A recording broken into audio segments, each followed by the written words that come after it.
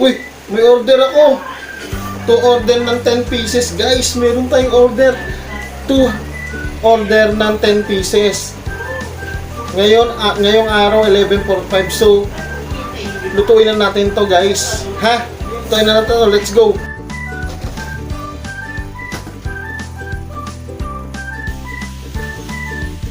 Guys, pagkaluto, dito na natin siya ilalagay, guys.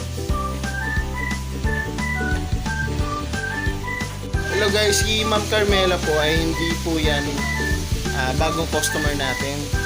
Matagal na po siyang customer natin na paulit-ulit lang po nag-order sa atin ng yummy chicken at pancit. So guys, tapos na ang ating 20 pieces yummy chicken.